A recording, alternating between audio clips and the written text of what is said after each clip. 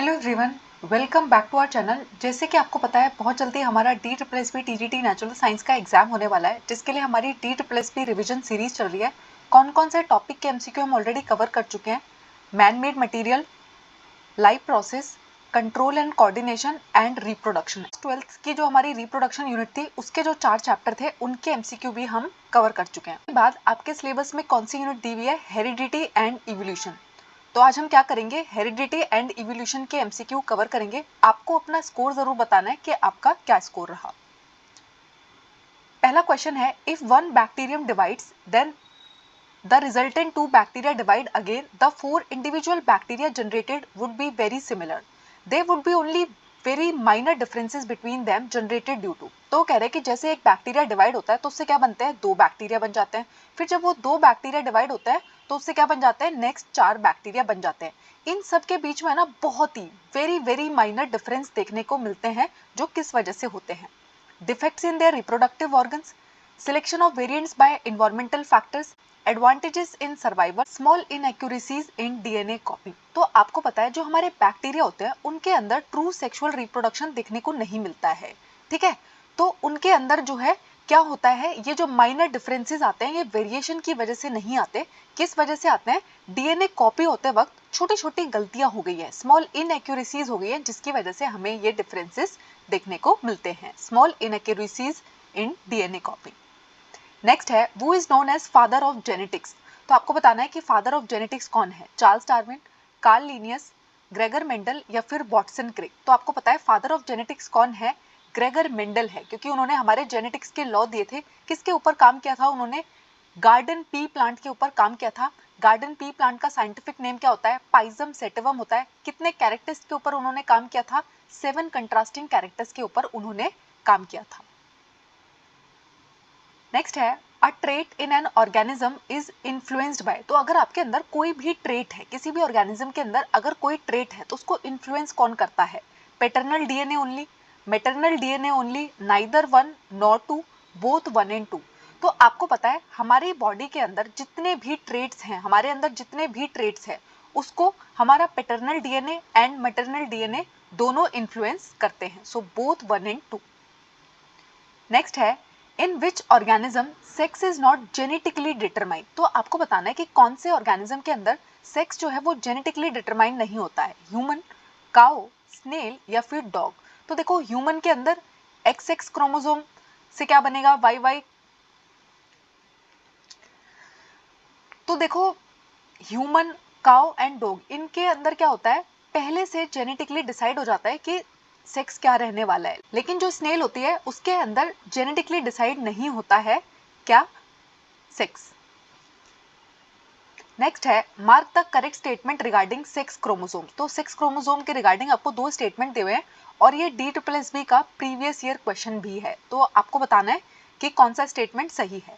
Women have a perfect pair of sex chromosome both called x.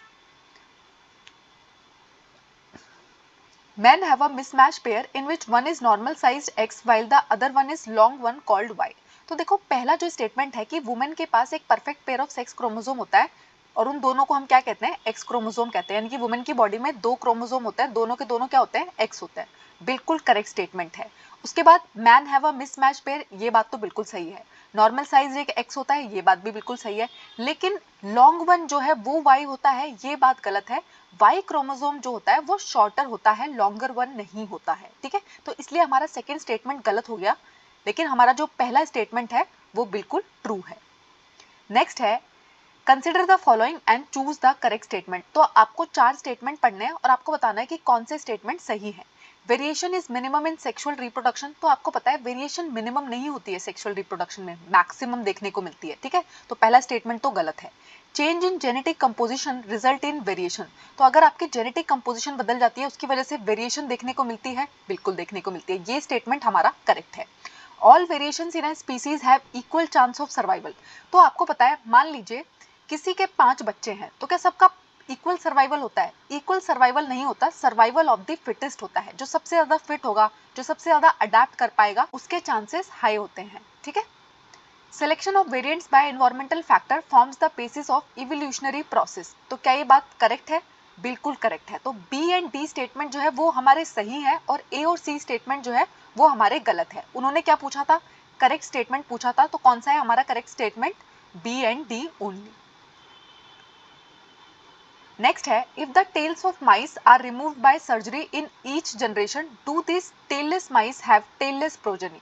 तो देखो चूहे को उन्होंने लिया और उसकी टेल को काट दिया, फिर नेक्स्ट जनरेशन में भी काट दिया, फिर उससे नेक्स्ट जनरेशन में भी काट दिया। तो वो अब आपसे पूछ रहे हैं कि जो टेललेस माइस है क्या इनकी टेललेस प्रोजेनी होगी, यानी कि जो इनके बच्चे होंगे क्या उनके पास भी पूंछ नहीं होगी? No, because removal of the tail cannot change the genes of the germ cells of the mice. Yes, because removal of the tail can change the genes of the germ cells of the mice. The length of the tail reduces with each generation and eventually get lost. Yes, there will be change in sex chromosome. तो आपको पता है उसकी पूंछ काटी जा रही है, क्या पूंछ के अंदर जर्म सेल्स मौजूद होते हैं, क्रोमोसोम मौजूद होते हैं? नहीं होते हैं ना, ठीक है। तो उसका जो स्पर्म है वो तो वहां पे मौजूद नहीं है ना, अगर उसके एग्स जो है वो तो वहां पर मौजूद नहीं है ना।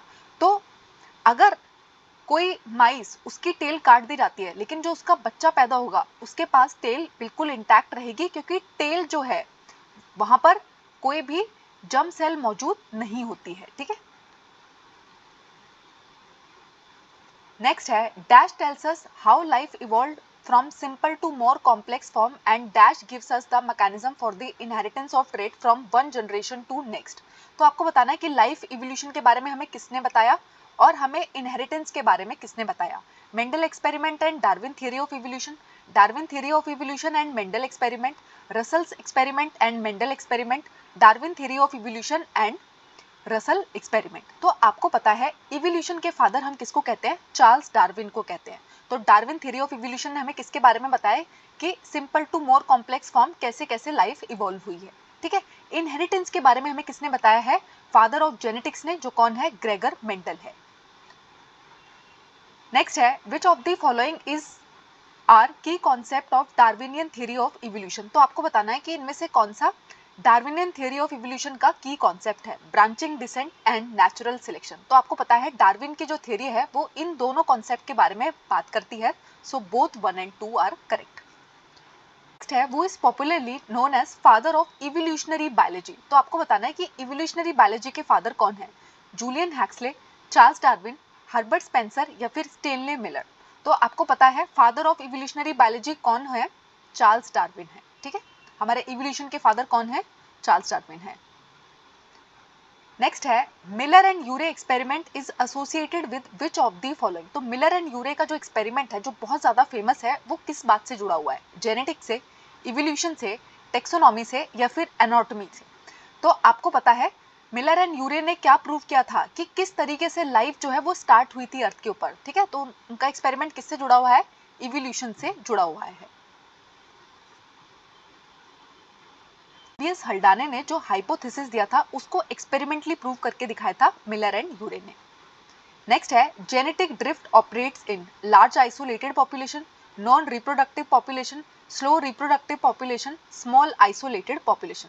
तो आपको पता है जेनेटिक ड्रिफ्ट जो होता है एकदम से किसी की जो जीन्स है, एलील्स है, उसमें जो सडन चेंज हमें देखने को मिलता है वो कहां पर होता है? किसके अंदर ज्यादा देखने को मिलता है? स्मॉल आइसोलेटेड पॉपुलेशन के अंदर ज्यादा देखने को मिलता है। नेक्स्ट है, four limbs of cat used for walking, whales used for swimming and bat used for flying are example of convergent evolution, adaptive radiation, analogous organ या फिर homologous organ, ठीक है। तो आपको पता है इनका यूज तो अलग अलग काम को करने के लिए हो रहा है लेकिन इन सबका इंटरनल स्ट्रक्चर एकदम सिमिलर होता है और ऐसे ऑर्गन्स को हम क्या बुलाते हैं? होमोलोगस ऑर्गन बुलाते हैं, ठीक है। जो इनका इंटरनल स्ट्रक्चर सिमिलर होता है लेकिन उनका काम जो होता है वो डिफरेंट होता है। नेक्स्ट है, wings of bat are skin folds stretched mainly between elongated finger, but the wings of birds are feathery covering all along the arm. The design of the two wings, their structure and component are thus very different. They look similar because they have a common use for flying, but their origin is not common. What type of characteristic is this? तो उन्होंने बोला कि जो आपकी चमगादड़ है उसके जो विंग्स है, ठीक है, और बर्ड्स के जो विंग्स है, ठीक है, उनके बीच में क्या देखने को मिलता है? इनका जो काम होता है वो तो सिमिलर होता है लेकिन इनका जो ओरिजिन है, इंटरनल स्ट्रक्चर है वो डिफरेंट होता है। ऐसा किसके अंदर देखने को मिलता है? होमोलोगस ऑर्गन के अंदर या फिर एनालोगस ऑर्गन के अंदर। तो देखो जिनका है ना फंक्शन सिमिलर होता है लेकिन इंटरनल स्ट्रक्चर डिफरेंट होता है उनको हम क्या बुलाते हैं? एनालोगस ऑर्गन बुलाते हैं।